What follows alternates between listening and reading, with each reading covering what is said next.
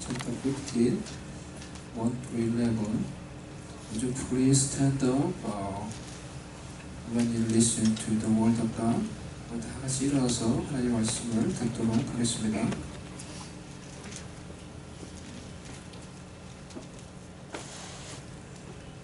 형제들아, 내가 너희에게 전한 복음을 너희에게 알게 하노니 이는 너희가 받은 것이요 또 그 가운데 선 것이라. 너희가 만일 전한 그 말을 굳게 지키고 헛되이 믿지 아니하였으면 그로 말미암아 구원을 받으리라. 내가 받은 것을 먼저 너희에게 전하였느니 이는 성경대로 그리스도께서 우리 죄를 위하여 죽으시고 장사 지낸 바 되셨다가 성경대로 사흘 만에 다시 살아나사 게바에게 보이시고 후에 12 제자에게와 그 후에 500여 형제에게 일시에 보이셨나니 그 중에 지금까지 대다수는 살아있고 어떤 사람은 잠들었으며 그 후에 야고보에게 보이셨으며 그 후에 모든 사도에게와 맨 나중에 만삭되지 못하여 난 자 같은 내게도 보이셨느니라. 나는 사도 중에 가장 작은 자라. 나는 하나님의 교회를 박해하였으므로 사도라 칭함받기를 감당하지 못할 자니라.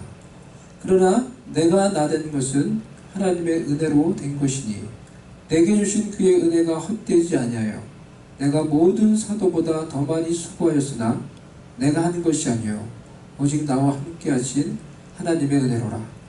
그러므로 나나 그들이나 이같이 전파하며 너희도 이같이 믿었느니라.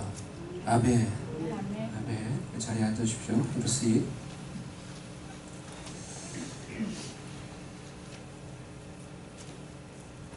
기독교는 부활의 종교입니다. 부활이 없다면 우리의 모든 행위와 우리의 모든 노력과 이 모든 모임이 하나의 종교적인 신념에 불과할 것입니다. 부활이 없다면 사도 바울이 고백한 것처럼 우리야말로 어쩌면 이 세상에서 가장 불쌍한 자일 수 있습니다. 하지만 우리가 믿는 기독교는 죽어서 무덤 속에 갇혀있는, 지금 그 무덤에 누워있는 자를 믿고 신봉하는 것이 아니라 우리 죄를 위하여 십자가에서 죽으시고 부활하사 지금도 살아계신 예수 그리스도를 믿는 것입니다. 우리가 읽었던 고린도전서 15장 1절 말씀을 다시 읽도록 하겠습니다. 여러분 다 같이 읽어보겠습니다. 시작. 형제들아, 내가 너희에게 전한 복음을 너희에게 알게 하노니 이는 너희가 받은 것이요 또 그 가운데 선 것이라. 바울은 고린도 교회 교인들을 향해서 복음을 전했습니다. 그리고 이 복음을 다시 그들에게 알게 하겠다라고 말을 하고 있습니다. 이 복음은 그들이 바울에게서 받은 것입니다. 그리고 이들이 이 복음 위에 지금 서 있다라고 이렇게 말을 하고 있습니다. 2절 말씀을 한번 다시 한번 읽어보겠습니다. 시작. 너희가 만일 내가 전한 그 말을 굳게 지키고 헛되이 믿지 아니하였으면 그로 말미암아 구원을 받으리라. 바울이 그가 전한 그 복음을 굳게 지키고 믿으면은 그것으로 인해 너희들이 구원을 받는다라고 이렇게 말을 하고 있습니다. 그 복음이 무엇입니까? 그들이 지금 그 위에 서 있고 그들에게 구원을 주는 그 복음이 무엇입니까? 3절 4절에서 그가 전한 복음을 소개하고 있습니다. 3절 4절 말씀. 내가 받은 것을 먼저 너희에게 전하였느니 이는 성경대로 그리스도께서 우리 죄를 위하여 죽으시고 장사 지낸 바 되셨다가 성경대로 사흘 만에 다시 살아나사. 성경대로 예수 그리스도께서 우리 죄를 위하여 죽으시고 성경대로 다시 살아나셨다 라는 것이 그가 전했던 복음의 핵심이었던 것입니다. 하지만 그는 이 복음을 고린도 교회 교회들에게 다시 전하기를 원했습니다. 왜일까요?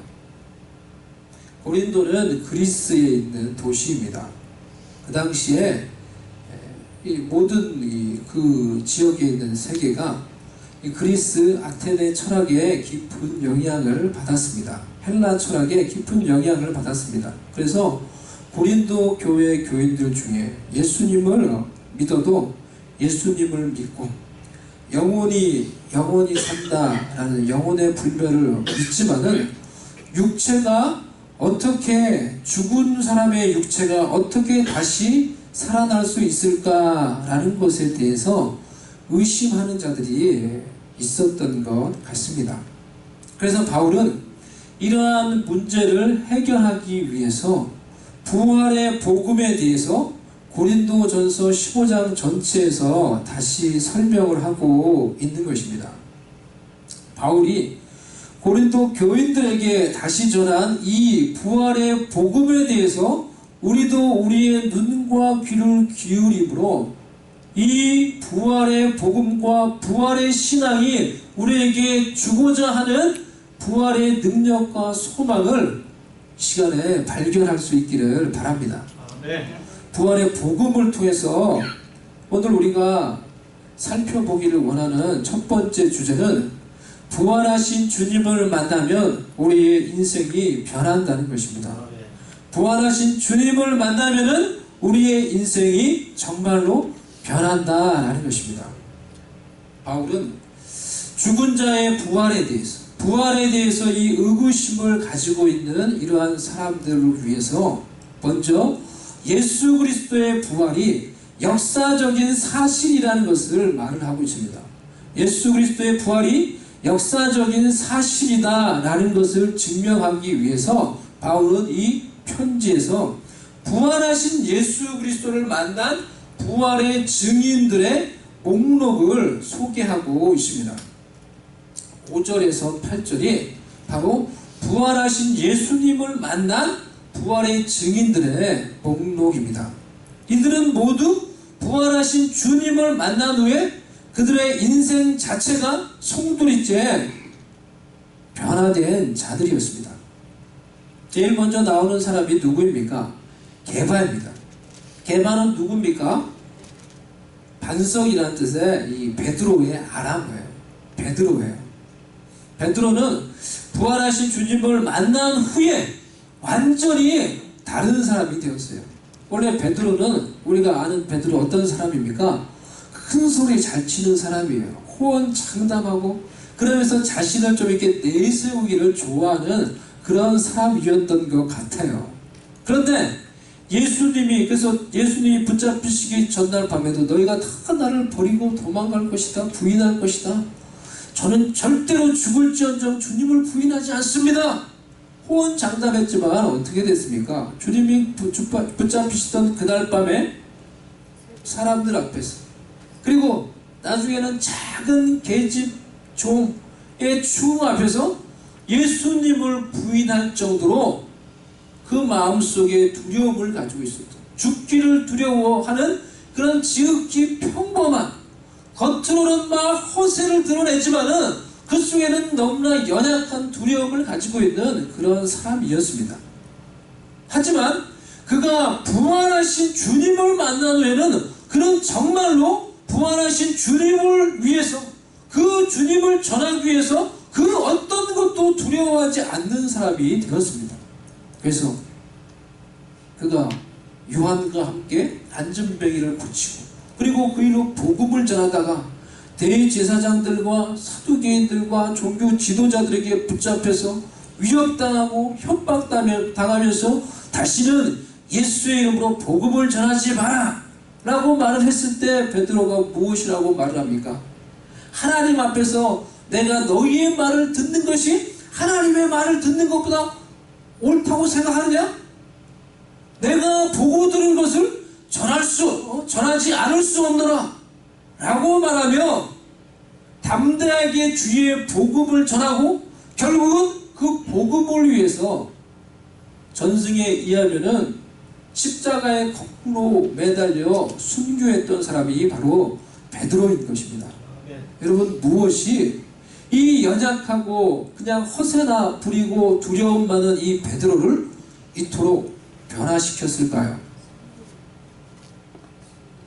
예수님을 따랐던 12 제자들이 나옵니다. 예수님을 따랐던 제자들도 예수님이 붙잡히시던 날 밤에 한결같이 모두 다 예수님을 버리고 다 도망쳤습니다.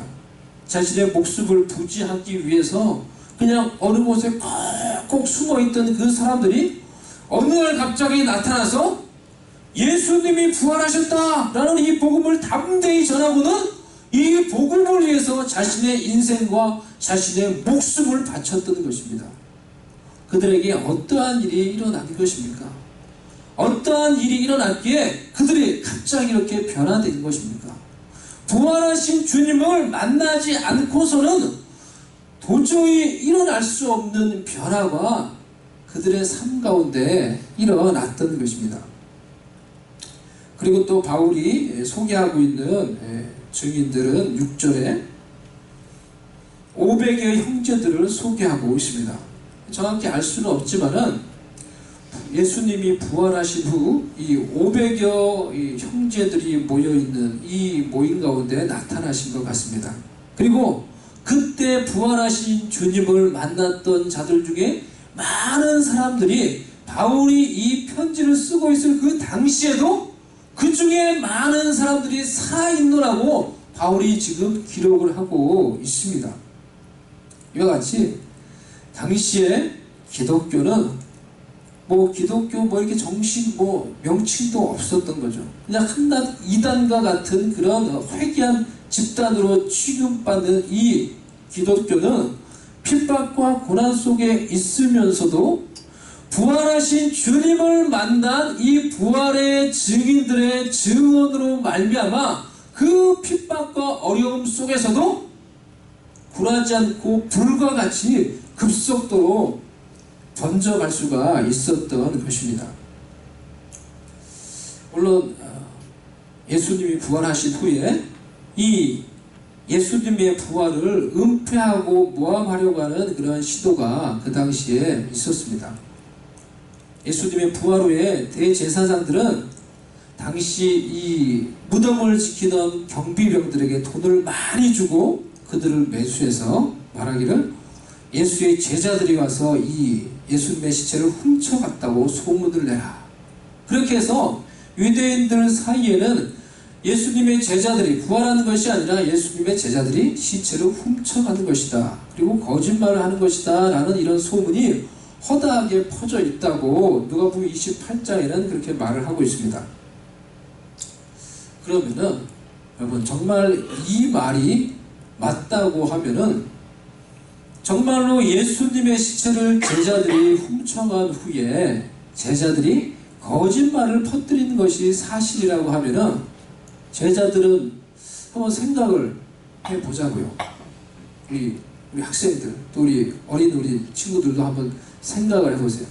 그러면은 그게 정말 사실이라고 하면은 제자들은 어떻게 이 돌이 상당히 큰 돌이라고 했어요. 그래서 한 사람이 움직이기는 쉬운 돌이 아니에요. 근데 그 큰 돌을 어떻게 이 경비병들 몰래 그 돌을 밤에 와가지고 몰래 그것을 또 굴리고 거기서 어떻게 시체를 끄집어낼 수 있었을까? 그것들이 가능했을까? 또 대제사장들은 당시에 예수님께서 죽기 전에 늘 자신이 사흘 만에 다시 살아날 것이라는 말씀을 많이 하셨기 때문에 그것을 염려해서 이 예수님의 무덤을 아주 잘 지켜야 된다고 신신당부를 했습니다. 대제사장들이.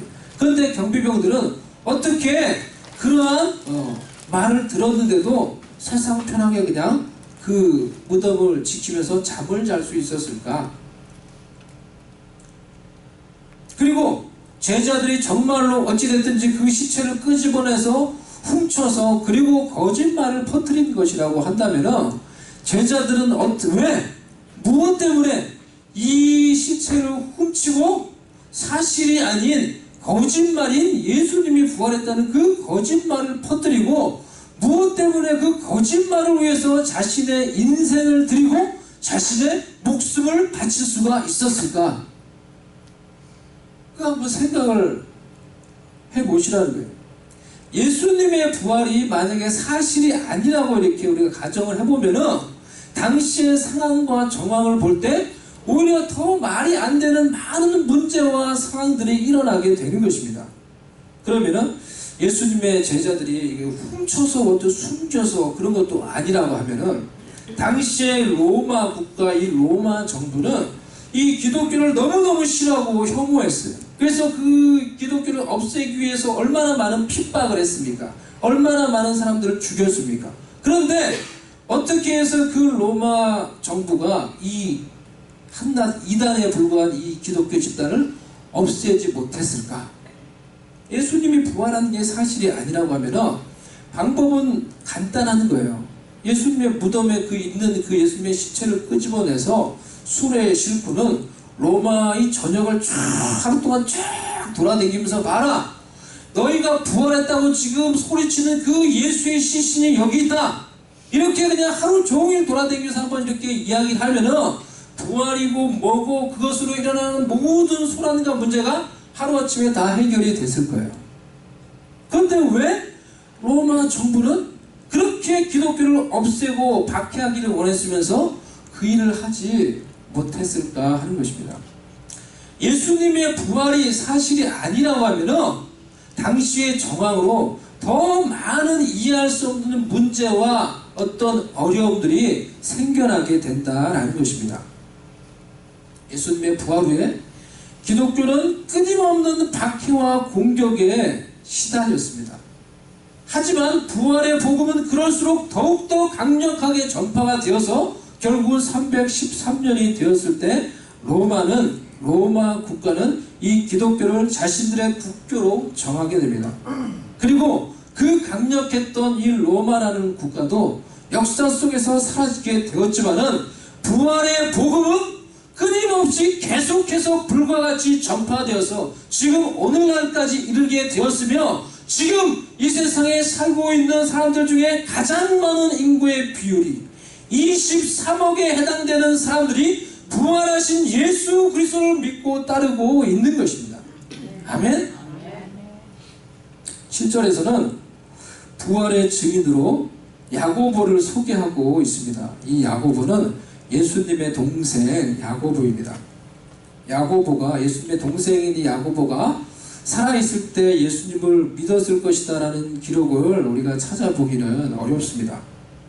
오히려 예수님의 이 동생들은 예수님을 조금 이상하게 생각을 했던 것 같아요. 예수님께서 자꾸 하여튼 조금 범상치 않은 어떤 인물인데 근데 자꾸 이상한 소리를 하니까 하나님의 아들이라고 하고 자기가 무슨 어떤 인류를 구원하고 이상한 소리를 하니까 형님을 조금 이상하게 생각을 했던 것 같습니다. 그래서 형 자꾸 그런 소리 하려면은 여기 시골에 있지 말고 형 저기 대도시로 가, 거기 가서 형님 했던 사람들 펼쳐보라고, 이런 얘기도 하고요. 한 번은 예수님이 사람들에게 말씀을 전하고 있는데 그곳까지 예수님의 동생들과 어머니가 찾아왔어요. 그리고 예수님에게 무언가 말하려고 밖에서 기다린다고 이렇게 말을 하고 있죠. 마가복음 12장에 그 내용이 나옵니다. 근데 그들이 예수님을 만나려고 했던 이유가 그렇게 좋았던 이유가 아닌 것 같아요. 우리가 예수님의 반응을 보면 알 수가 있어요. 예수님 뭐라고 말합니까? 예수님의 동생들, 예수님 어머니 찾아왔습니다. 뭔가 말하려고 기다립니다. 그러니까 예수님 뭐라 합니까? 누가 내 동생이고 누가 내 형제고 자매고 내 어머니냐?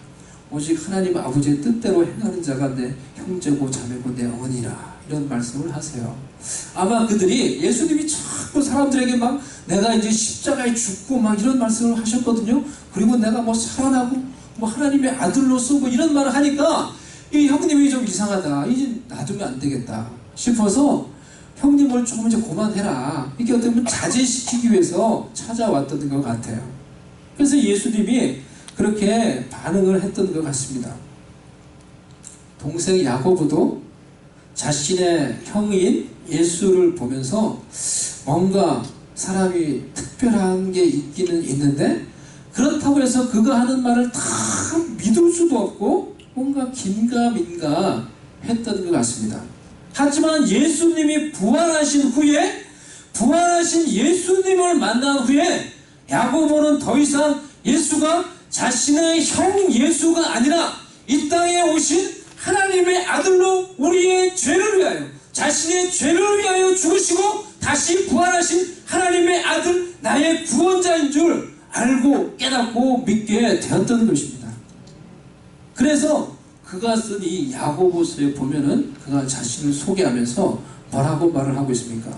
예수님의 동생, 예수님의 친동생 야고보, 이렇게 소개하는 것이 아니라요, 하나님과 주 예수 그리스도의 종 야고보는 흩어져 있는 12지파에게 문안하노라 라고 이렇게 소개를 하고 있어요. 예수님의 종으로, 자신은 예수님을 부활하여 살아계신 구세주로 믿는 그의 종이노라 라고 이렇게 소개를 하고 있는 것입니다. 마지막으로 이 부활의 증인들의 목록에 사도 바울은 자신의 이름을 넣었습니다.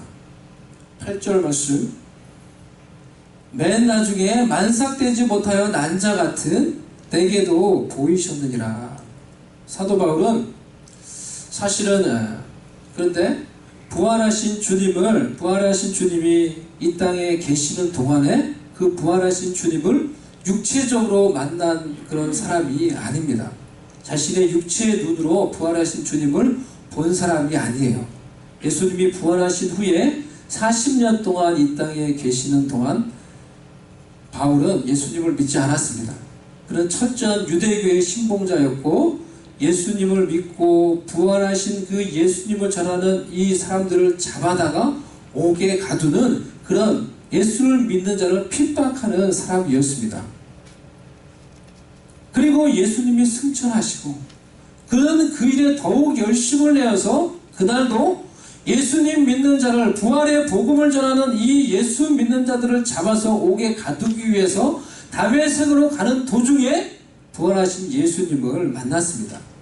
그는 강렬한 빛을 보게 되었고 그 빛으로 눈이 멀었어요. 그리고 음성을 듣게 되었어요. 사울아 사울아, 네가 어찌하여 나를 핍박하느냐? 주여 누이십니까? 나는 네가 핍박하는, 네가 박해하는 예수니라 라는 음성을 들었어요. 그리고 그 부활하신 예수님을 거기서 만나서 예수님을 믿고 이 부활의 복음을 전하는 사도가 되었던 것입니다. 그러니까 부활의 증인들을 적는 그 목록에 그런데 자신의 이름을 넣었다는 거예요. 부활의 증인들의 목록에는 그러니까 꼭 육체적으로 부활하신 주님을 만난 자만이 들어가는 게 아니라는 것입니다.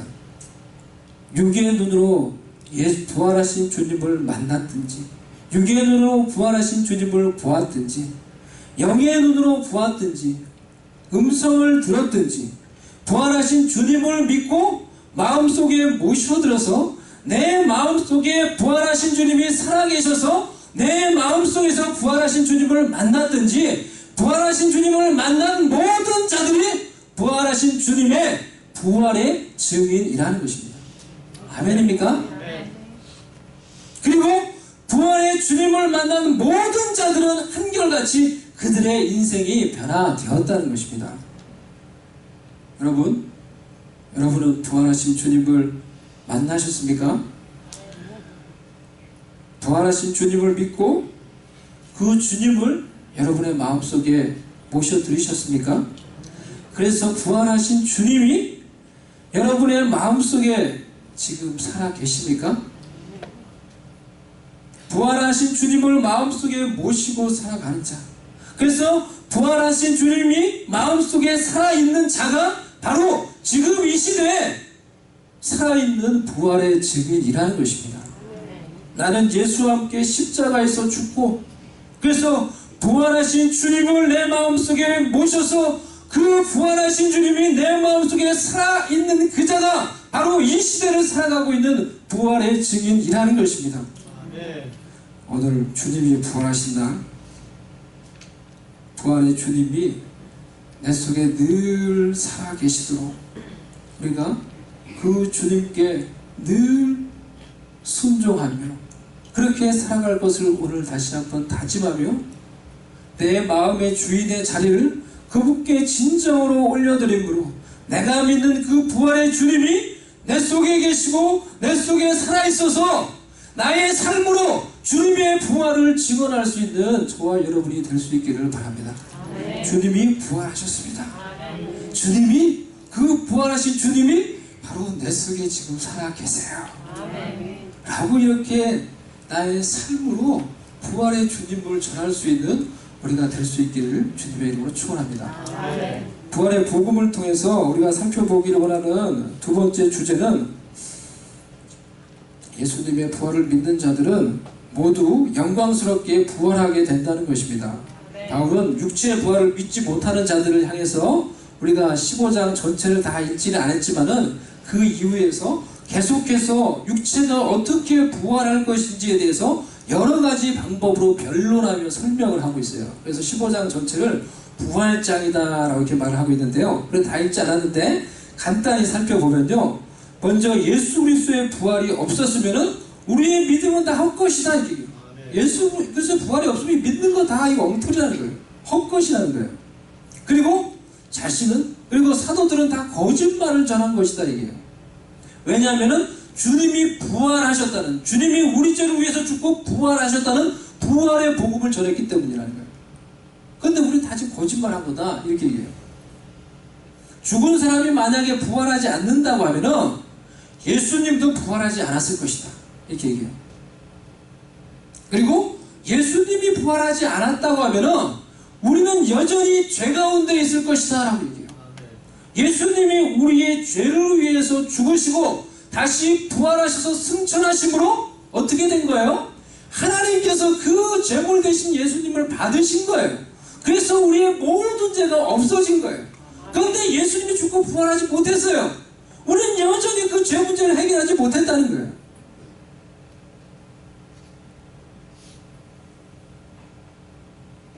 그리고 예수 믿는 자가 이 세상에서 가장 불쌍한 자이다 라고 말을 해요. 예수 믿는 우리, 예수님이 부활하지 못했다고 하면 예수 믿는 우리가 가장 불쌍한 사람이다.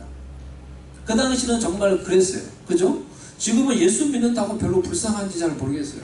저나 여러분 예수 믿는다고 정말 불쌍해지지 않는 그런 상황 가운데 살아요. 예? 그런데 그 당시는 정말 예수님 믿는 거, 부활의 복음을 믿고 전하는 거 정말 힘들고 어렵고 핍박 가운데 믿어야 되는 거예요. 근데 만약 부활이 없으면 우리가 정말 불쌍한 사람들이다, 우린 다 망한 사람들이다 라고 이렇게 말을 했어요. 이 육신의, 이 죽은 사람의 부활이 어떻게 일어날 것인가, 그 몸의 부활을 믿지 못하는 자들에게 더 나아가서 씨의 비유를 통해서 설명을 하고 있습니다. 씨가, 여러분, 씨가 땅에 들어가면 어떻게 됩니까? 썩어요, 죽어요. 그런데 어떻게 뭐가 또 막 태어나요? 어떻게 이게 자라요? 그거는, 그 씨는 썩고 죽는다는 거예요. 그런데 하나님께서 그 씨에게 맞는 형체를 주셔서 밀을 심으면은 밀의 씨는 죽지만은 밀의 형체가 나타나고 태어나게 된다라는 거예요.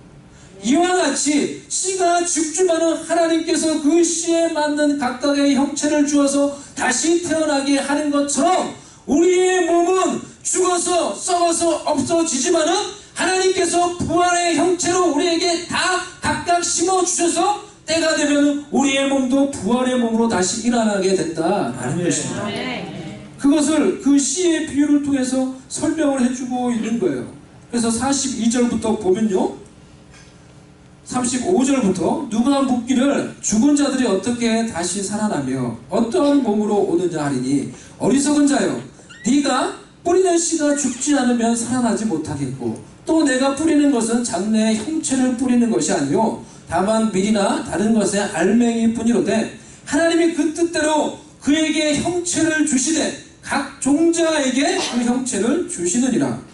42절부터 죽은 자의 부활도 그와 같으니 썩을 것으로 심고 썩지 아니할 것으로 다시 살아내며 욕된 것으로 심고 영광스러운 것으로 다시 살아나며 약한 것으로 심고 강한 것으로 다시 살아나며 육의 몸으로 심고 신령한 몸으로 다시 살아나니 육의 몸이 있은즉 또 영의 몸도 있느니라. 아멘. 이렇게 부활의 몸에 대해서 설명을 하고 있는 것입니다. 또 51절 52절에서는 예수님이 오셔서 마지막 나팔 소리가 날 때 우리 모두가 변화되어서 부활의 몸을 입게 될 것이라고 말을 하고 있어요. 보라, 내가 너희에게 비밀을 말하노니 우리가 다 잠잘 것이 아니요 마지막 나팔에 순식간에 후련히 다 변화되리니 나팔 소리가 나매 죽은 자들이 썩지 아니할 것으로 다시 살아나고 우리도 변화되리라. 우리도 변화되리라. A twinkle of an eye, 순식간에 눈 깜짝할 사이에 예수님이 오셔서 나팔을 불 때 호련히 눈 깜짝할 사이에 우리가 부활의 몸을 덧입고 변화된다는 것입니다. 아멘입니까? 아멘. 이 부활의 사실에 대해서 바울이 고린도전서 15장에서 역설을 하고 있는 것입니다. 이것을 통해 우리가 믿는 부활의 복음에 대해서 다시 전하고 있는 것입니다. 마지막으로 이 부활이 우리에게 가져다주는 최종 목적지요 최종 승리라고 말을 하고 있는 것입니다. 57절 58절 우리 주 예수 그리스도로 말미암아 우리에게 승리를 주시는 하나님께 감사하노니 그러므로 내 사랑하는 형제들아 견실하며 흔들리지 말고 항상 주의 일에 더욱 힘쓰는 자들이 되라. 이런 너희 수고가 주 안에서 헛되지 않은 줄 알미라. 이렇게 말하고 있습니다. 주님을 위해서 여러분 수고하는 자들이 있습니까? 우리가 주님이 오시는 최종의 날이 되면은 그때 우리 모두가 주님과 같이 영광스럽게 부활하게 될 것입니다. 그것이 성경이 우리에게 말해주고 있는 부활의 복음입니다. 이 사실을 믿고 주님을 위해서 신실한 마음으로 페이스풀한 마음을 가지고 주님을 위해 수고하며 헌신하는 그런 삶을 살아갈 수 있는 저와 여러분이 될 수 있기를 바랍니다. 주님의 부활은 역사적인 사실이에요. 또 그리고 그 부활을 믿는 자 또한 예수님과 같이 영광스럽게 부활할 것이라고 말을 하고 있는 것입니다. 그것이 우리가 도달할 최종 승리라는 거예요. 이것이 우리가 바라보고 있는 최종 목표라는 것입니다. 내가 주님과 함께 영광스럽게 부활하게 될 그 승리의 날을 바라보면서 오늘 하루 우리가 때로는 힘들고 어렵지만은 믿음으로 주님 앞에서 더욱더 순종하며 하나님이 기뻐하시는 길을 믿음으로 순종하며 기쁨으로 우리의 길을 걸어갈 수 있는 저와 여러분 될 수 있기를 주님의 이름으로 축원합니다. 아멘.